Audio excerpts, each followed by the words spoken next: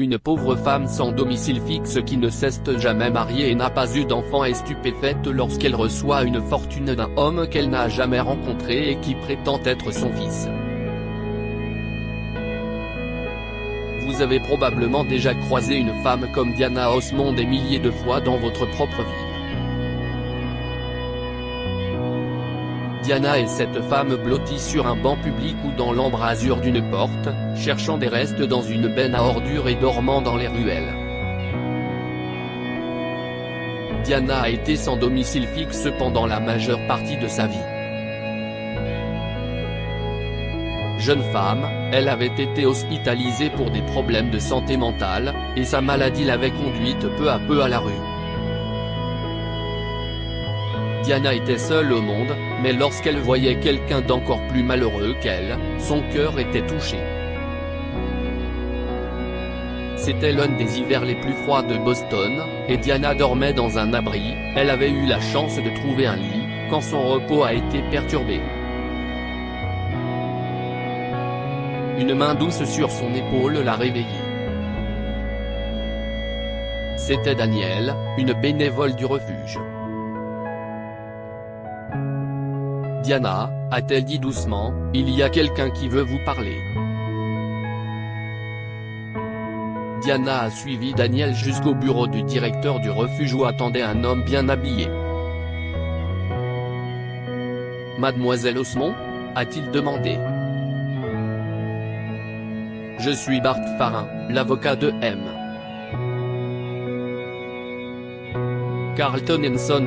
Je n'ai rien fait de mal, s'est écriée Diana. Rien du tout. Daniel a posé une main apaisante sur le bras de Diana. Nous le savons, Diana. Nous savons que vous n'avez rien fait de mal. Diana a repoussé nerveusement ses cheveux de son visage et a commencé à en tresser une longue mèche. Je n'ai rien fait de mal, et aucun avocat ne peut dire. A-t-elle marmonné. Mademoiselle Osmond, a dit l'avocat. Vous n'avez aucun problème, en fait, si est peut être une bonne nouvelle pour vous. Vous êtes l'une des bénéficiaires désignées dans le testament de M. Henson. Il est mort ? A demandé Diana avec anxiété. S'il est mort, en quoi est-ce une bonne nouvelle ? L'avocat a rougi. Bien sûr, vous avez raison, mademoiselle Osmond. La mort de Monsieur Henson est une tragédie, mais il y a peut-être du bon à en tirer. Monsieur Henson vous a laissé 2,3 millions de dollars, soit la moitié de ses biens. Pourquoi ? A demandé Diana avec méfiance. Pourquoi aurait-il fait ça, selon M. Henson, a dit Farin, vous êtes sa mère. Les yeux de Diana se sont écarquillés. Mais je n'ai jamais eu d'enfant, non, je n'ai pas eu. Pas un seul, s'est écriée Diana. Monsieur Henson a dit que si vous n'aviez pas sauvé la vie de sa mère Georgina, il ne serait jamais né, a expliqué l'avocat. Et cela a fait de vous sa deuxième mère. Diana a sursauté. Georgina ? A-t-elle demandé. C'était le fils de Georgina ? Mais c'était. Il y a si longtemps. 32 ans plus tôt, Diana avait trouvé une jeune fille recroquevillée dans le coin où elle dormait habituellement. Sa première réaction avait été de faire partir l'intruseuse, mais elle s'était aperçue de son jeune âge et avait remarqué son ventre arrondi. « Qu'est-ce ce que tu fais ici ?» a-t-elle demandé à la jeune fille d'un ton bourru. « Si est chez moi ici. Chez moi. Tu entends ? Tout est à moi. Je suis désolée, a chuchoté la jeune fille. mais j'avais tellement froid. Diana s'est assise à côté de la jeune fille. Tout va bien, a-t-elle dit en pressant ses paumes l'une contre l'autre. Je vais bien, tu vas bien, donc tout va bien. Tu as faim ? La fille a hoché la tête et ses yeux se sont remplis de larmes. Oui, j'avais un peu d'argent, mais un type m'a volé mon sac à dos à la gare routière, et un autre voulait que je l'accompagne. Diana était alarmée. Non, non, tu ne dois jamais y aller, s'est-elle écriée. Ce sont des mauvais garçons. Tiens, prends un hot dog. Diana a attendu le hot dog qu'elle avait pris pour son propre dîner et a regardé la jeune fille le dévorer avec avidité. Diana était bouleversée. La rue n'était pas un endroit pour une fille enceinte, et les hot dogs ne sont pas exactement la nourriture d'une future maman. Quel est ton nom ? A-t-elle demandé à la jeune fille. Je m'appelle Diana. Je m'appelle Georgina, a dit la jeune fille. Georgina West. Je suppose que vous pouvez dire que je suis enceinte. Je ne sais pas ce que je vais faire. Je pensais qu'il serait facile de trouver un travail en ville et que ma mère ne me trouverait pas ici. Tu t'es enfui ? A demandé Diana. Pourquoi as-tu fait ça ? Georgina a détourné le regard. J'avais honte.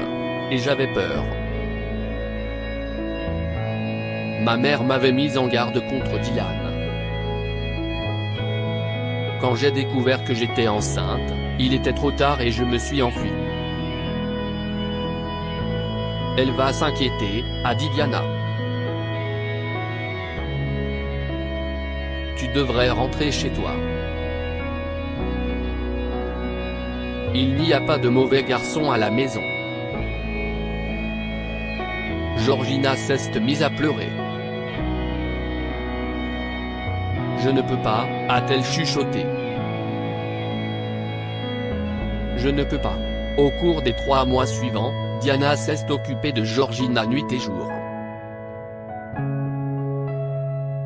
Elle a récupéré des fruits frais auprès des vendeurs et a fait la manche pour lui acheter du lait et des aliments nutritifs. Mais l'hiver approchait et Diana ne pensait pas que Georgina pourrait passer l'hiver dans la rue. Elle a décidé qu'elle devait arranger les choses d'une manière ou d'une autre, sinon le bébé et Georgina mourraient. Elle a fouillé dans les quelques affaires de Georgina et a trouvé l'adresse et le numéro de téléphone de son domicile. Elle a pris quelques pièces de 10 cents et s'est dirigée vers une cabine téléphonique. « Allô » a-t-elle chuchoté. « Vous êtes la maman de Georgina ? Elle a besoin de vous, alors s'il vous plaît, ne lui en voulez pas. » La femme à l'autre bout du fil s'est mise à pleurer. « S'il vous plaît, je ne suis pas fâchée. Je veux juste qu'elle rentre à la maison. » 2 jours plus tard, Diana a conduit Madame West à Georgina. « Ne sois pas fâchée, Georgina, lui a-t-elle dit. Je veux juste que tu ailles bien et que le bébé aille bien aussi, et ta mère n'est pas fâchée, elle t'aime et elle dit qu'elle aimera le bébé aussi. » Diana a regardé Georgina et sa mère se serrer dans les bras l'une de l'autre. Son amie était en sécurité maintenant, elle s'en sortirait et le bébé aussi. Si est bon, s'est dit Diana après le départ de Georgina, je vais bien, si est bon d'être seule. Mais il faudra longtemps avant que Diana ne s'habitue à l'absence de Georgina. Aujourd'hui, des décennies plus tard, Un avocat était là pour lui dire que le bébé qu'elle n'avait jamais vu était morte adulte et lui avait laissé une fortune. Pourquoi ? A-t-elle demandé à nouveau. Je ne comprends pas pourquoi. L'avocat lui a dit doucement, mon client m'a dit que sa mère disait toujours qu'il avait de la chance parce qu'il avait deux mères, celle qu'il a portée dans son ventre et celle qu'il a portée dans son cœur, et si est-il. Monsieur Henson ne serait jamais né si vous n'aviez pas été là. L'avocat a créé un fonds fiduciaire pour Diana et l'a réuni avec Georgina.